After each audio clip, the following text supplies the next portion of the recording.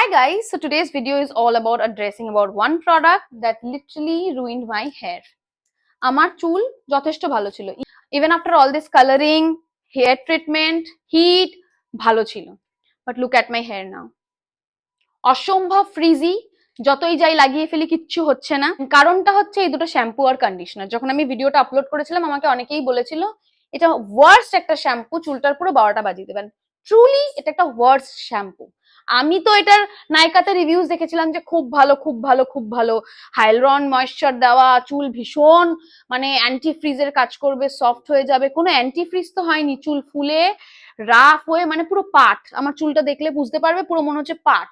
কোনো সময় চুল সফট হয় না, সবসময় উস্কো খুস্কো। একদিন শ্যাম্পু করি, দ্বিতীয় দিন আবার চুল অয়েলি হয়ে যাচ্ছে, আর এক্সেসিভ লেভেলের হেয়ার ফল, এন্ড চুলটা পুরো ফ্রিজি করে দিয়েছে, মানে পুরো শেষ খতম, ব্রেকেজের প্রবলেম দিয়ে দিয়েছে। এত ভয়ঙ্কর আর ভয়ঙ্কর সাইজের আমি এটাকে মানে নিয়ে বসে আছি যে এটা শেষও তো করতে হবে, টাকার জিনিস ফেলে তো দিতে পারবো না।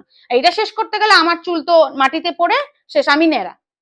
কিন্তু যারাই এই দুটো প্রোডাক্ট দেখবে বা কাউকে দেখবে ভিডিও দিতে যে ভীষণ ভালো ভীষণ ভালো ভীষণ ভালো, ডু নট ট্রাস্ট ইট। খুবই জঘন্যতম একটা শ্যাম্পু হচ্ছে লরিয়াল প্যারিসের hyaluron moisture 72 hour moisture filling shampoo. আমার চুলটা দেখে মনে হচ্ছে কোনো ময়েশ্চার আছে, কোনো ময়েশ্চার আছে? আমি কালকেই শ্যাম্পু করেছি। না এই কন্ডিশনারটা ভালো, দুটোই একদম জঘন্য। এর থেকে লাভ বিউটি অ্যান্ড প্ল্যানেটের শ্যাম্পু কন্ডিশনার অনেক ভালো, আমি ওগুলো পিয়ারে পেতাম, আমি খুব ইউজ করতাম, আমার চুল অনেক ভালো ছিল। এইবার হঠাৎ করে আমার মনে হলো যে না, দেখছি নিজে আমি এটা অর্ডার দিয়েছি, এমন না যে পিয়ারে এসেছে এবার আমি ফেলে দিতে পারি। আমি এটা নিজের গ্যাটের পয়সা খরচা করে কিনে এখন ফেসে গেছি। এর থেকে আমার পিয়ারে পাওয়া শ্যাম্পু অনেক ভালো।